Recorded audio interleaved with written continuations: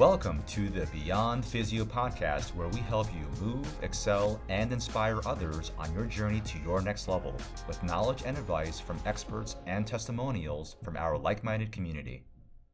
Welcome to the Beyond Physio podcast. I am Dr. Jerry Yu, CEO and founder of Next Level Physio. Today I have Dr. Julie Gray, CEO and founder of Piton PT down in Jackson, New Jersey. Welcome to our show, Dr. Gray. Thank you so much, Dr. Jerry. I'm so happy to be here. It's been such a long time. We've been talking about doing this, so I'm so excited that I get to be here talking about Piton and just so thrilled. Excellent. And I'm excited too because I've seen your journey over the last couple of years and your evolution to where you are as a very knowledgeable and skilled expert in all things dizziness, migraines, vertigo, vestibular, all that kind of stuff. So I can't wait to dive into the show and the contents. But before we go into that realm, I want to have everybody hear a little about your credentials. And I really want to know, and I think our audience wants to know, what really drove you to go into this specialized area of physical therapy. Sure, yeah. I love telling this. So it's interesting because there are not a lot of physical therapists who treat people with dizziness, headaches, vertigo, concussions. And I actually really didn't even know that physical therapists treated this either until I went to PT school. And they were talking about how physical therapists can treat concussions. And I was like, wow, that's really awesome and great, because my sister actually struggled with concussions. And just to tell you a little bit about her backstory that inspired me with Piton was that she, in about a 2-year period, suffered about what we know or think is about 6 concussions within 2 years. Wow. Yeah. And her symptoms were what we kind of start to see now is light and noise sensitivity. It was migraine, headache, increased with anxiety. And we were in high school. We went to small school. Everybody kind of knew each other. And when she would go to see a doctor, they just kept telling her, well, it's anxiety. It's anxiety. It's anxiety. Wow. And so she really struggled. She struggled academically, and it was hard for us. It was hard for me emotionally, even seeing her go through that. And, finally connected with a neurologist who told her this is probably post-concussion syndrome and you just have to wait it out. So let's go into that for a second. Yeah. How did she even get these concussions in the first place? And were they missed then by some of the healthcare providers that she was seeing? Yeah. So she played soccer and she was a goalie. And she's very competitive, is just the best way to put it. And we played for the same team in a very small school, and she's the captain, and I was her little sister. So it was rough. But I'll say, this is now going back over 15 plus years ago. And, we went to a small school. There wasn't a whole lot of talk about concussions. And if it was about football, didn't talk about it for girls soccer. And so the first concussion she had was actually playing for a travel team, and she dove for the ball, and a girl went to go kick the ball and kicked her in the head instead. Oh, man. And so she lost consciousness and went to the hospital, diagnosed with a concussion, and within about 3 days was back playing. Oh, man. Still with symptoms, which now, again, there's second impact syndrome. And just so many super scary things that could have happened to her but it was just the mentality of I got to play. We went to a small school. It was I'm the only goalie. I got to stick, for my team, for my girls. We got to do this. Then one after the other, another one, she dove for a ball, but the ground was really frozen, and so she hit her head. Oh, another time she hit her head on the goalpost, and it can just go on. It's a catastrophe there. Yeah, so just kind of one after the other. And once we have one concussion, we're more susceptible. It's we've had an injury. So once you have the first one, your brain is more susceptible. So even smaller ones, smaller things over time, it just compounded and compounded. So then by the time she was a senior and she really wanted to play in college, the doctors were like, no, you can't be doing that, but also didn't provide her with any solutions, any care. There was nothing. It was you have post-concussion syndrome and rest. And that was it. So when I got to PT school and they started talking about the symptoms of it, I was like, oh my gosh, this is absolutely what my sister Amanda, this is exactly what she had. And it got me super interested because it really did. It was like really stressful on our family and everything, not understanding her symptoms, knowing what was happening. And so that's when I really started kind of pursuing after it because it interested me because I saw my sister go through it. For sure. Now, has that affected her 15 years later? Is she still having effects from that episode in her life? Or Yeah. episodes, I should say. Yes, she is. And for us, I'm her little sister. Sometimes it's hard to take advice from like family. No kidding. A little sister. But also, she does listen, but it's also I think she understands her symptoms and she knows how to work around them and she's kind of adapted her life around them, but I don't want to see that for other people.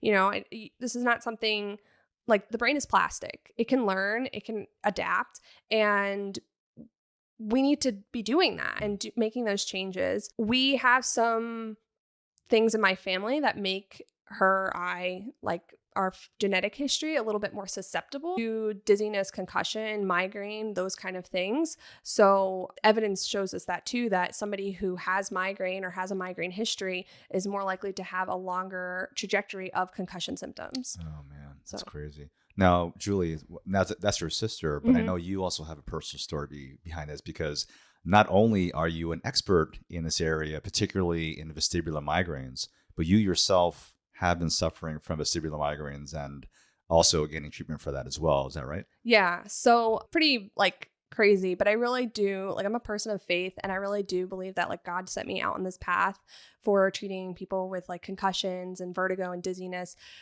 because I can see it. It's all in my family history. Everybody in my family has some type of vertigo, migraine issue, and not even realizing the depths of it until I started pursuing it in the clinical field. So I'll say for myself, I've had migraines since I was a little kid. No way. And I used to tell my mom, I have a headache, like a headache. And my mom was like, you're too young to know what that is. What is that? And I would notice that it get worse around certain foods. You get, driving the car for long periods of time. I get really motion sick and just, again, adapted my life to it. And then actually shortly after starting my own practice, I experienced vertigo, true room spinning sensation vertigo. And I was like, whoa, this is cool. But only I would think that, And I was like, okay, well, this could be a couple things. So let's run some tests and see what I have going on. And I'm like, all right, it would have been so much easier if it was you telling me your symptoms. It would have been so obvious. But because it was myself, it made it it was so hard to be objective. Sure.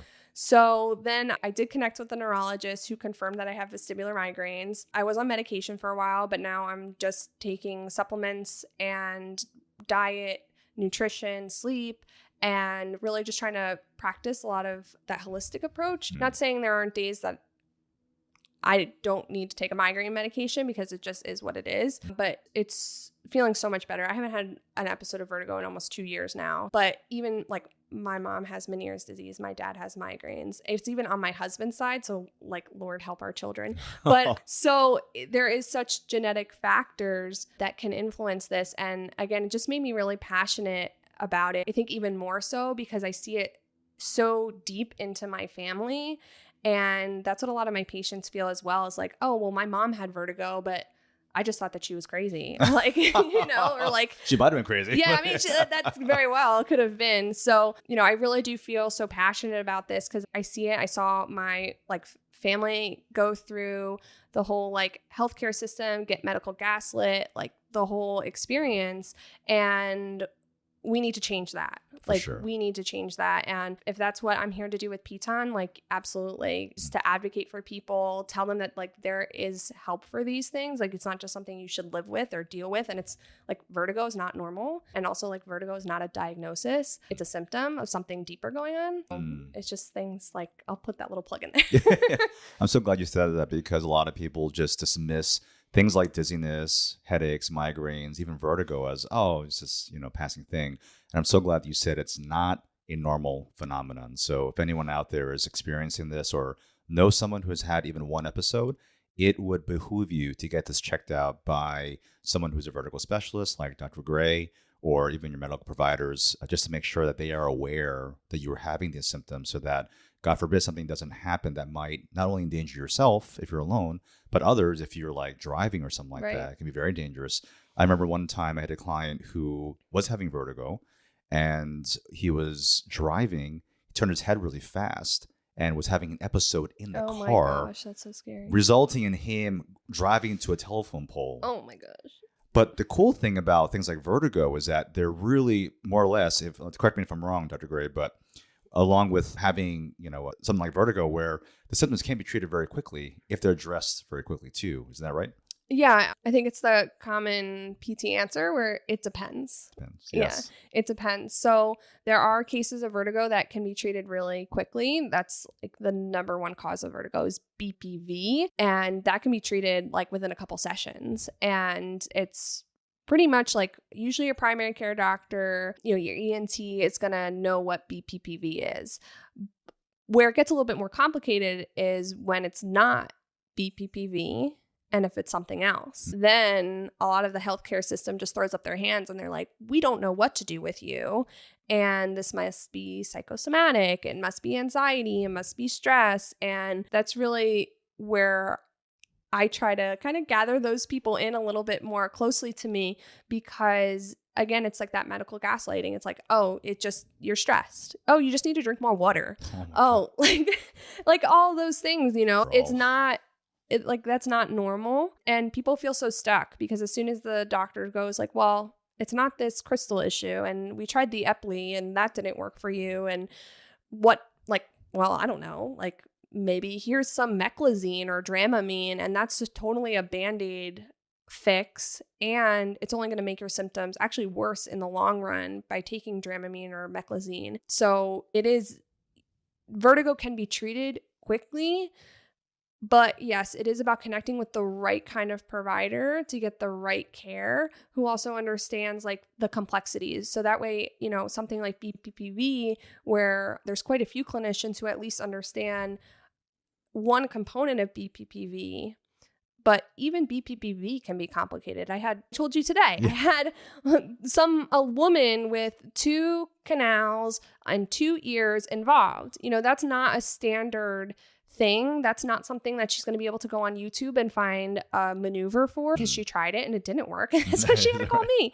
So yeah, it really does. It depends. The length of episode, it depends, but it's always going to get worse the longer that care is deferred. The longer you wait to get it fixed, the longer it's going to take to heal because also you need to make changes in the brain too. Yeah. So just so that our audience knows, canals refers to I'm sorry. So in your inner ear, you have your vestibular system, and that's kind of my specialty. So to even take a wider view is that your balance system is consisted of your eyes, what you can see, your inner ear, or your vestibular system. They kind of can use the terms like hand in hand. And then your joint sense, which is your muscles, your joints, your ligaments, and all of those have to communicate and speak a message to your brain.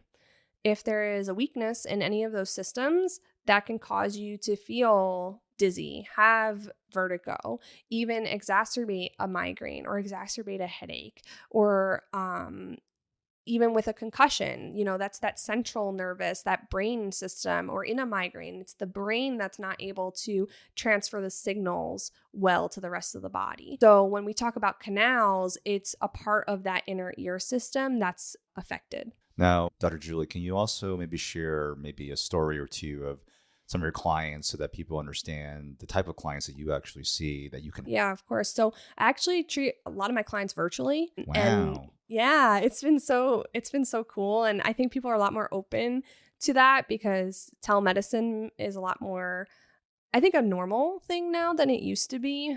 But I really did it out of need because people couldn't get to me. It was either too far for them or it was too far for me.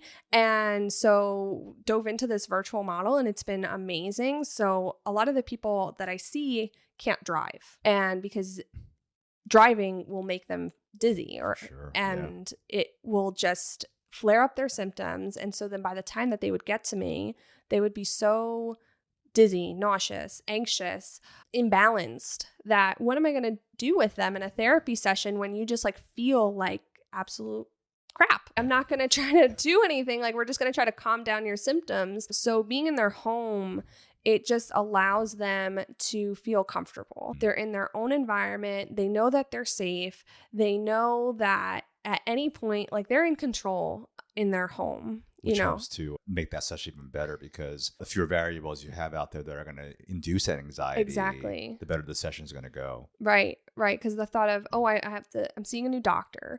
I have to drive to the clinic. I have to find parking. I have to talk to the receptionist. I have to do this. I have to do that. And then like all those steps we take it for granted, but your brain is doing a ton of work at that time. So then finally, by the time you actually walk in to see the provider, it's like you're toast, like you're done. Yeah. And then they're going to try to run you through these tests that it's just going to make you miserable. Right.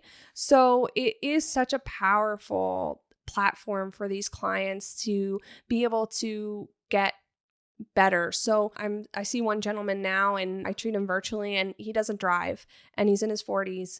And we're literally working on driving. It's part of his homework. It's part of his task. I say, okay. And we worked up to that at this point, but he lives about an hour and a half away from where I am in Jackson. So it wouldn't be possible for him to get to me. And seeing him, time after time, it's just his improvements are like, that's what gets me going. It's just so exciting. I love it. So I see a lot of people with vestibular migraines, chronic dizziness. That's also called, I won't use them totally interchangeably, but conditions called 3PD, which is persistent postural perception of dizziness, which is maybe that they've had an acute episode of dizziness and their symptoms went away, but now they kind of just feel off in crowded environments, or maybe they can't drive, or uneven surfaces bothers them, and then add like crowds and it's increasing their anxiety. And so then they become isolated and avoidant. And I think through the pandemic too, it pulled everyone to be so isolated. And now we can do things like shop from home and, like Instacart. Right. And so now it's like, well, I can ignore my symptoms now. That's not healthy. No, definitely. Just ignoring the problem. Right. Perpetuating it. It's interesting to me too, working with some clients with vertigo, not the extent that you have, but I know you specialize in a lot of people who are not typically, say, your Medicare age patients, which is where a lot of people with vertigo or any of these kinds of complaints will be seen. And you tend to focus on the younger people. Can you talk to us more about that? Sure, yeah. So my typical age group is usually, I'll say, mid to late 20s to probably mid to late 50s. And where we see these conditions, especially migraine, and I'll say specifically vestibular migraine, and I'll talk on this for a second, but vestibular migraine is a migraine that can make you dizzy. And now you can have a migraine without having a headache. So a lot of these clients might go and see their ENT because they're feeling dizzy, and they do an epi, which looks at those canals in that inner ear, and they go, well, it's not vertigo, even though that's not a diagnosis. And they'll kind of say, well, just drink more water and you'll be okay. And so they go on living with these symptoms and never understanding why, and never getting a right diagnosis because they just kind of live with it. And that's where I can kind of come in and help these clients, because they'll start to describe their symptoms and it's like motion sensitive in a car, watching busy environments, watching action movies, being on an elevator or an escalator. Not saying that they all have, migraine or migraine variant, but migraine is just an overexcitement of the neurons in the brain. I have migraines. I'm assuming you don't have migraines. No. So I have light sensitivity.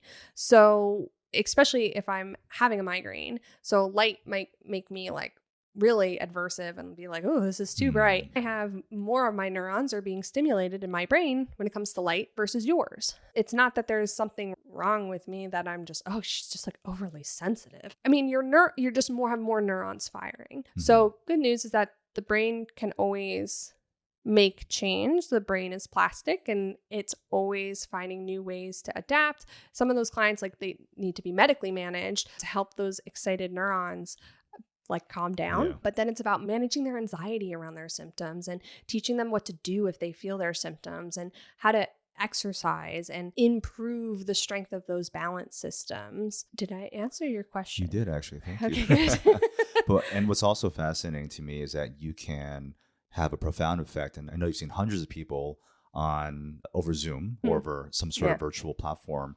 And what's really cool is that they're still being effectively treated and managed without having to leave their home, which I think is a very powerful tool.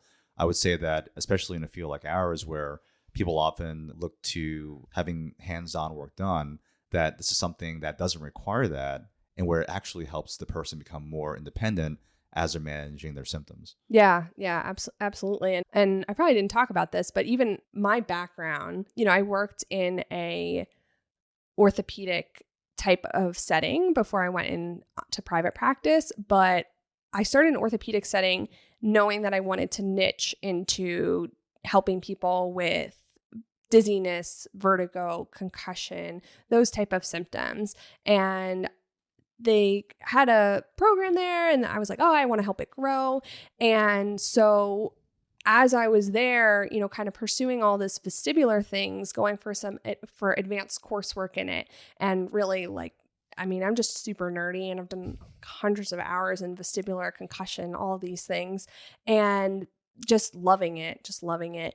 And then also pursuing my OCS in my orthopedic background, because these things are so intertwined. But even the more I studied orthopedically or manual therapy wise, it was the whole point of manual therapy is to get you up, moving, and exercising, because that's where the long-term change and effect is actually going to take place. I can work on massaging your shoulder, but unless you're performing exercises to maintain that range of motion and maintain that strength gain that you've gotten, there's going to be no change over time. So tying that kind of principle into sort of this virtual platform, it is empowering and educating the client. Usually they've unfortunately been to a bunch of different providers before connecting with me, and they've been kind of either shoved away or nobody's told them that these symptoms exist. They just feel like they're on an island by themselves. And so then it's empowering them, and because they hear that, oh my gosh, there's a reason why I feel so dizzy in crowds. There's a reason why I feel dizzy in the supermarket, or why I feel so motion sensitive in the car. There's a reason why. And then it's about teaching them, okay, now you understand the why. Now we're going to tell you what to do about it.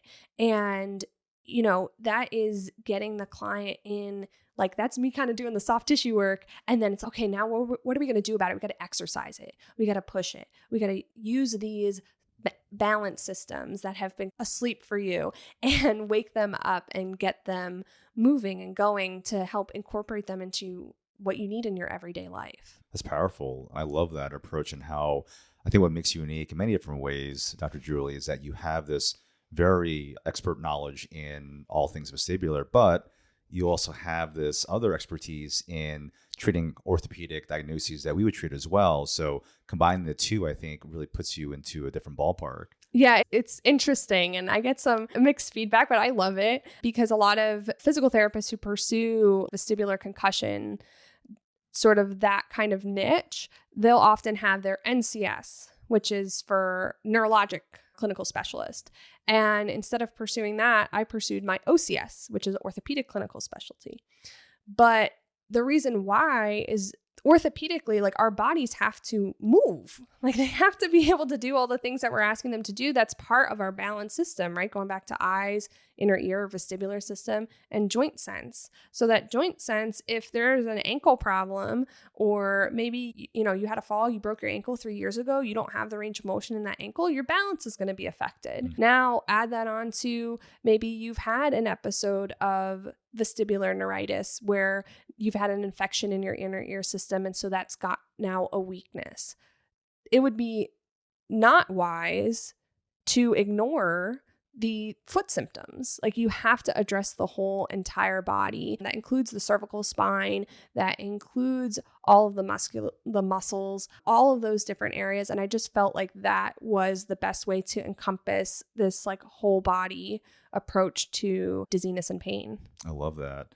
Now, I also had a question because you, as a specialist in vestibular issues, you've also been using some very fancy schmancy, high-tech equipment for special cases. Can you talk more about Virtualis that you're using? Yeah. So I treat a lot of my clients virtually. Actually, I encourage like a hybrid program where I might see them in person for their first session and for maybe like follow-ups to reassess their progress and things like that. That depends, like, am I accessible to them? And like, do they feel comfortable driving that far and things like that? But otherwise we treat virtually and it works awesome. But when we do our in-person sessions, I do have some equipment that I like to use, which is, it's nice for the client because it also helps show them, I'll say very like analytically, like this is the problem.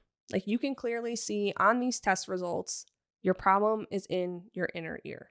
Like you kind of have that when you've been shuffled around the medical system. It's like, well, my MRI is negative. Well, okay, but here's this test and here it shows it's in your inner ear. Virtualis is a virtual reality company. It's a French-based company that has come over into the US, and it uses virtual reality. I'll say it specifically started to help people with conditions like vertigo, dizziness, concussion, and has really branched into helping like really any population, orthopedic population, Parkinson's. It's so adaptable. The way I'll describe it is like a TheraBand or an exercise band, right? So you might have a very specific way of thinking about how to use that TheraBand, maybe for somebody with a rotator cuff strain. And one of your other physical therapists might think of a totally different way of using that TheraBand. The TheraBand is the tool, and your creativity is what gets to kind of come in and say, okay, how do I want to target this? What do I want to do with this? Where is this client weak and what do I want to work on? So we can actually put the client in, we can run tests, number one, in the virtual reality environment, which is not like motion provoking. Like people are like, oh, you're going to put me on a roller coaster. No, I'm not going to do that. It's sort of like you're in a waiting room and we're running these tests with you. And it's a very well tolerated. Then if we want to progress a little bit, then we can advance some of those tasks. And maybe we have somebody who has poor head and eye coordination. We can put them into outer space and have them track a planet with their head.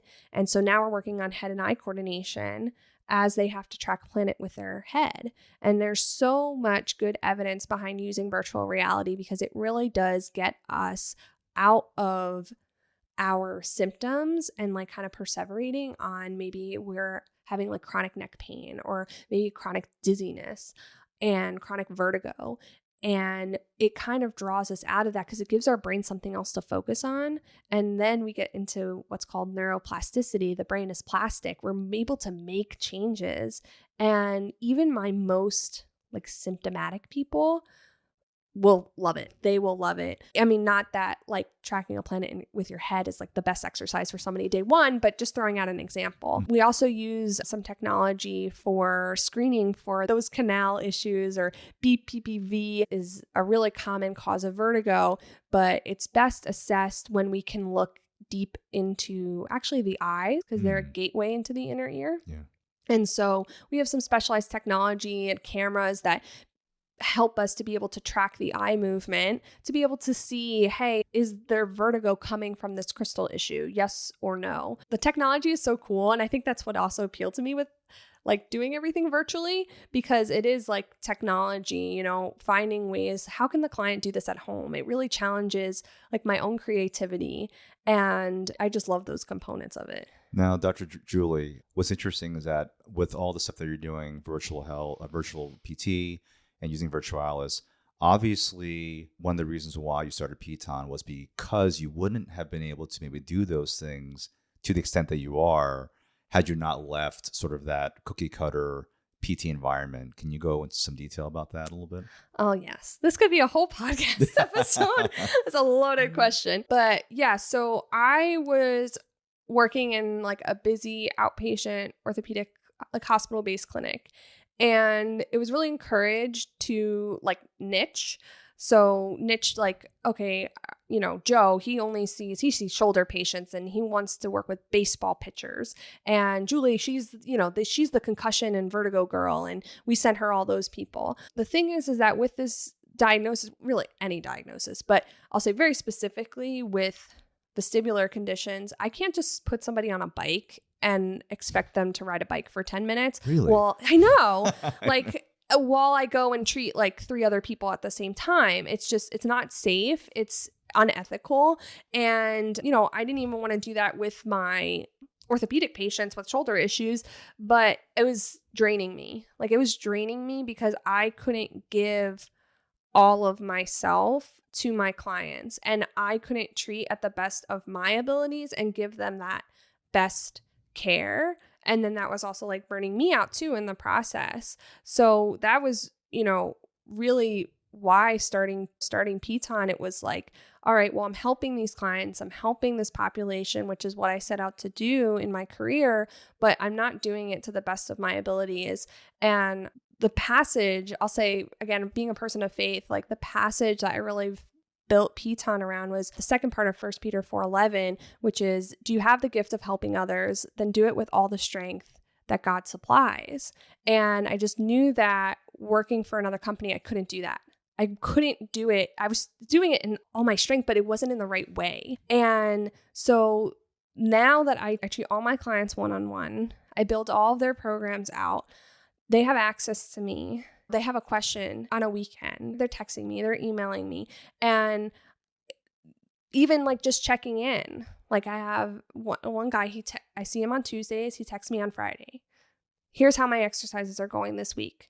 Just so I know, because again, the brain is plastic. Do we need to make a change like in your exercises? Are they getting too easy or are they too hard? And we're able to make those changes quickly so that it's less time they're having to spend doing the repetitive exercises that really aren't going to get them better over time. So that's totally something I'm passionate about, is just really being an advocate for the patient.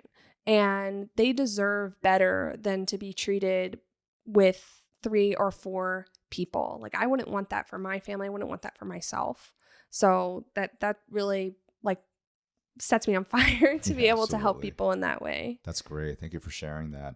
Now, I was thinking actually, maybe for some of our audience who might be going through migraines or headaches or in some dizziness right now, are there a couple of lifestyle changes or lifestyle tips that you might be able to offer? Maybe something with nutrition even, make sure that it helps to set them on the right track before they come to see someone like you. Yeah, absolutely. I love that. So I'll say, there's so many things going on in my head right now. I'll say one of my biggest things is pacing. And I chronically stink at this. So I have to practice what I preach, and it's hard. And this is hard for my patients too. So we're all kind of like in it together, but pacing is so big. So especially when you're dealing with conditions like migraine or conditions like chronic post-concussion syndrome or, chronic dizziness, the brain is using a lot of energy. And so something I'll say, like for you, Jerry, maybe like that whole scenario we talked about at the beginning, driving to a clinic, parking your car, walking up, talking to the receptionist, going in and getting care at a provider's office. Not a big deal. You'd go home and live your life, versus somebody with maybe migraine or headache or some of these other conditions, they might just get to parking their car and they're like, I'm shot. I'm done for the day. Like I am exhausted. I need to take a nap. I have a blazing headache or whatever the issue is. So really pacing is just the principle of, okay, take inventory of your current symptoms. What are they? Rate them from 0 to 10, like we would for pain, but you can use it for dizziness or headache or migraine or whatever. Rate it from 0 to 10. Let's say you're starting the day off at a 2. All right, I'm doing pretty good today. only push that symptom until you get to a 4. At that point, you need to take a break. And that break might look like we use a lot of grounding, meditation, breathing, exercises, really to improve our parasympathetic nervous system, which is our rest and digest system. We have fight and flight. Everybody kind of knows that one. Like, what do we do if we're about to get in a fight with somebody? But that's what gets triggered in kind of these symptoms. So we need to do the opposite of that. We need to find things that give us rest. We need to be mindful. How is my body feeling? Check in with it. Do some deep breathing. Wait until those symptoms get down to a 2 before we push into that doctor's office. So maybe that means you need to leave for the doctor's office 10 minutes early. So that way you can sit in the car and wait until those symptoms kind of calm down. And so you drove in the car and okay, now I'm at like a 4 or 5. And instead of anxiously going into the doctors about how is this going to make me feel? Oh my goodness, what's going to happen to me? What test are they going to do? Is the receptionist going to be nice to me? Like what's happening? Instead, just sit in the car and breathe. Just wait it out. Wait until the symptoms go back down to a 2. And that was your baseline. And then go into the doctor's office or, provider's office or whoever. So those are probably my 2 biggest ones, is like pacing and grounding. They go so far. And when my clients really start to grab hold of those 2, I think in a way, like they seem so easy, but they're the hardest because you really got to plan your life around it. It takes a lot of effort and intentionality. Definitely. It reminds me of, we just actually had a guest on, Sean Pritchard, who talked extensively about breathing and mindfulness and mental health. Absolutely. And how that actually helped him and a lot of his clients manage their anxiety. This sounds like something that would also be tied into dealing with headaches, vertigo, dizziness, and that kind of thing. Yeah, it's huge. Like that. And that's why the virtual platform works so well, because so much of what I'm telling my clients, like I'm not a mental health therapist. And what they'll say is that when we as physical therapists are treating people like this, we need to be mental health cognizant, which I think we all need to be, but specifically cognitive behavioral therapy cognizant, and learning how our words affect what our patients' beliefs and values and how they're understanding their symptoms and how we can encourage them. And that goes into so much. Like if you're like the patient, like, oh, you're dizzy. Oh, oh, you're really dizzy. Oh, that must like really be, instead of being like, what did you do today? What went well for you today? And there are times like we need to focus on, the things that are causing them symptoms, obviously, to be able to grow and improve off of it. But it's also encouraging them. And they'll say, well, I tried to drive today and I could only go 5 minutes and that was it. It's like, well, you drove for 5 minutes today. And like when we started, you couldn't even sit in the car because it made you so anxious just being there. And so look at how far you've come. And it's so huge. Like that is like such a foundational piece of these symptoms. Totally. So glad you said that, because I just said that this morning to a client of ours who was dealing with chronic pain. Yeah. And she'd been dealing with this for years. And I'm always aware of pointing out, hey, listen, 2 months ago, you could barely do this. Look at what you're doing right now. Mm-hmm. You've given yourself a pat on the back, and it's like, oh, I was a little laughing, but just to kind of bringing them into that awareness, like you've come a long way from where we were before.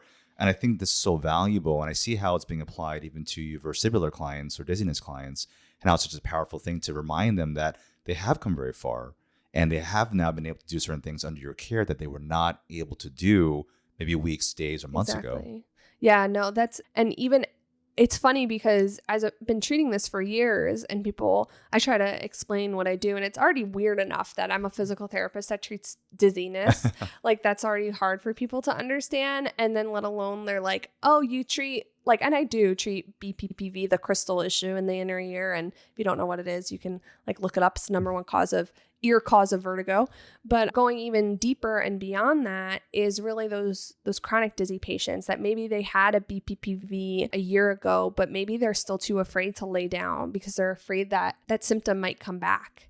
right? Or they're afraid to feel that way. So now they've been sleeping up on 4 pillows and now they got lower back pain because they've been sleeping on 4 pillows for 2 years. They're so afraid of laying down.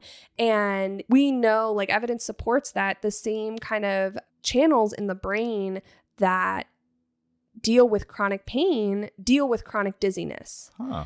And I've been kind of saying that like talking to other therapists, I'm like, oh, it's like working with somebody with chronic pain. And they kind of look at me like, oh, okay. And so the way that we treat them is very similar. Probably you see this, that it's typically probably some basic, simple exercises, but it's your care and your understanding of how it's been affecting them physically, emotionally, spiritually, and connecting with them on that deeper level that is giving them the buy-in to the exercises that you're prescribing to them.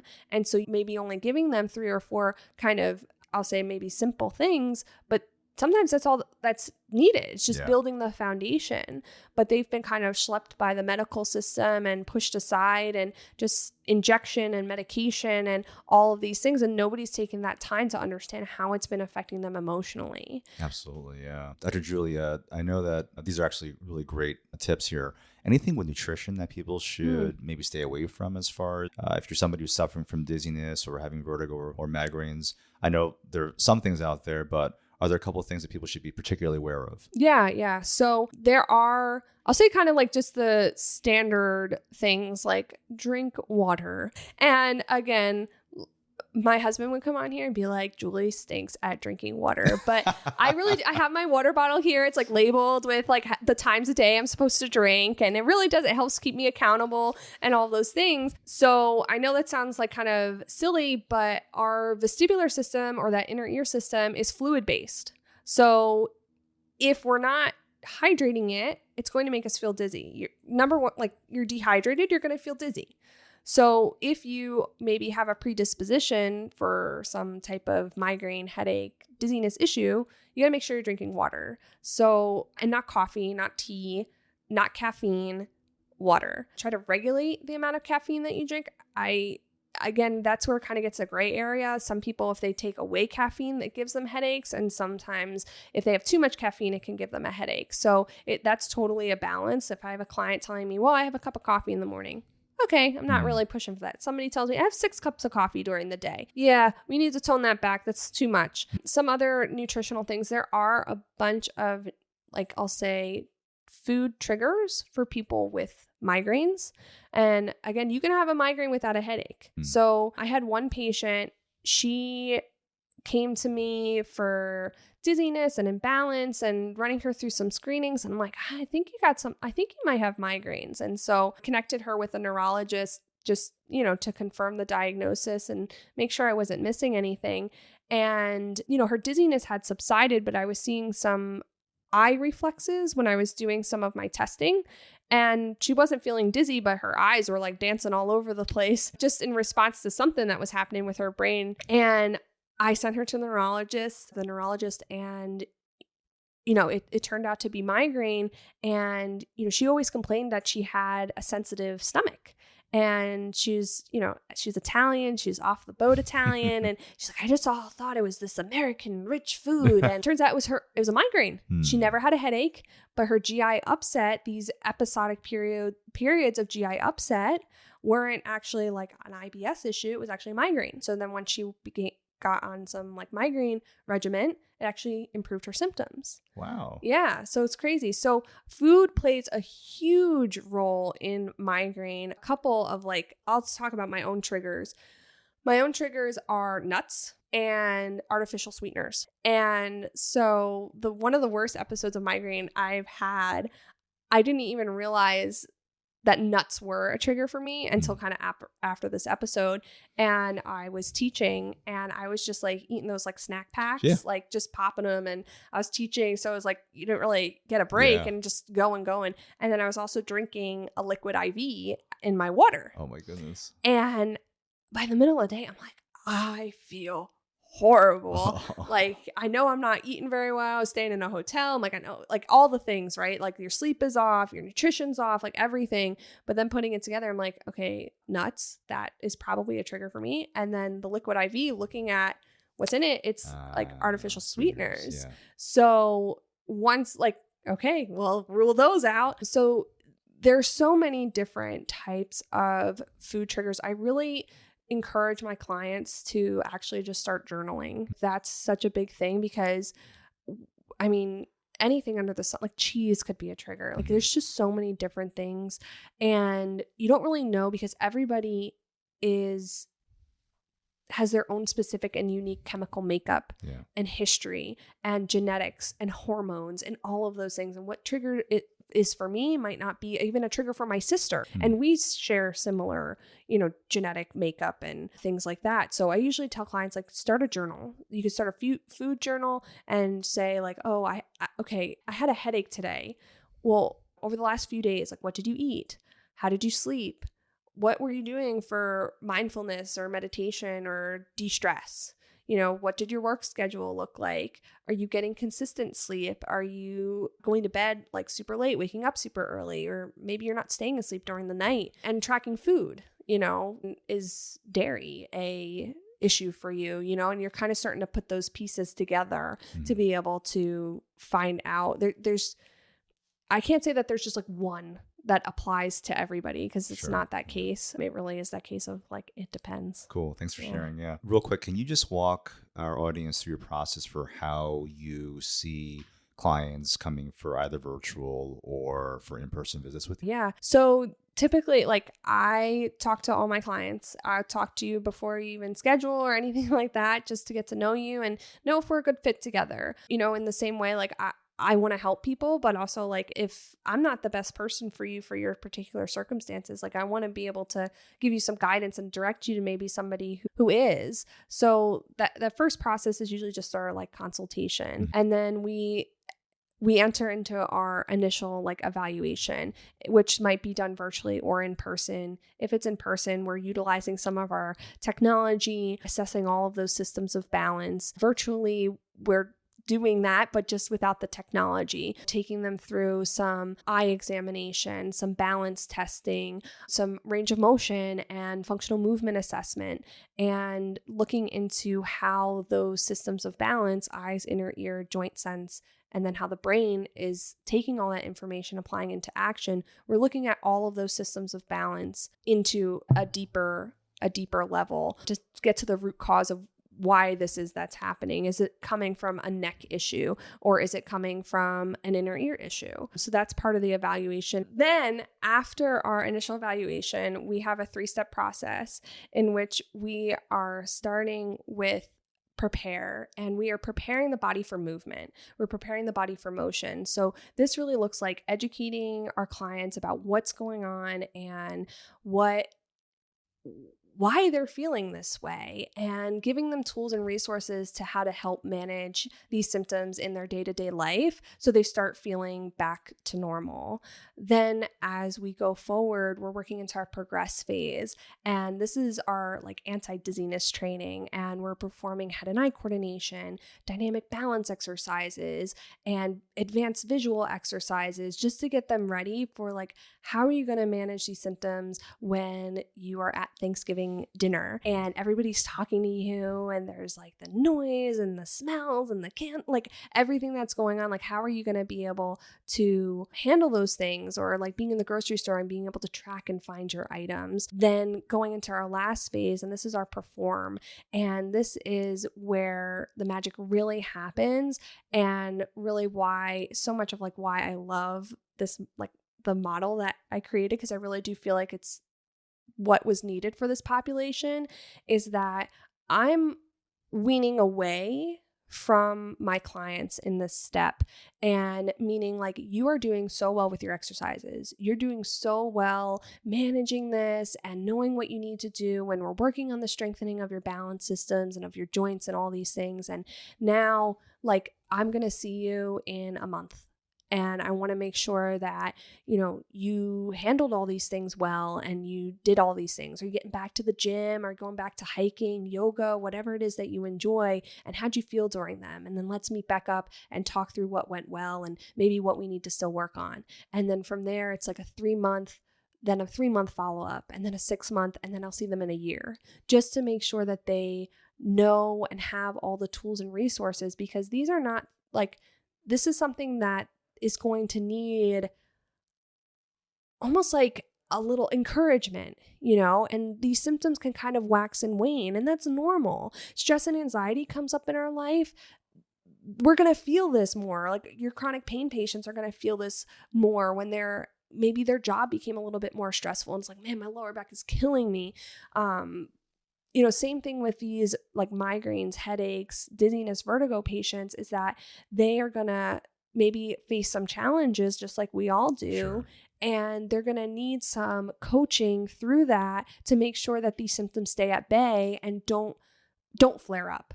And we're eliminating them before they even get to become a problem. And that's really our stepwise process. I love that. Thanks so much for sharing that.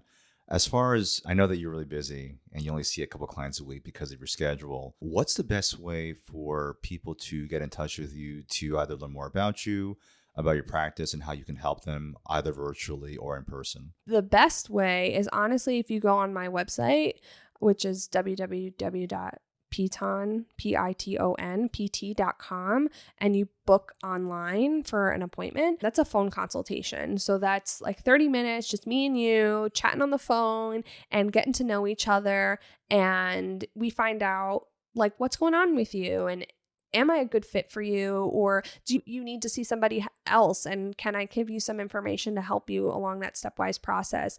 I'll say that's typically like the easiest way. Also, the phone number is for my cell phone. So like it's me, we're currently in the clinic. It's me, myself, and I. I like it that way because I get to connect with people and know them personally, but then also like that's why booking online can sometimes be the best option. Yeah. Thank you. And I think you said, Dr. Julie, that for anyone listening or for anyone who's been referred from this podcast, that you'd be willing to do that consultation for free. Oh, yeah. No, absolutely.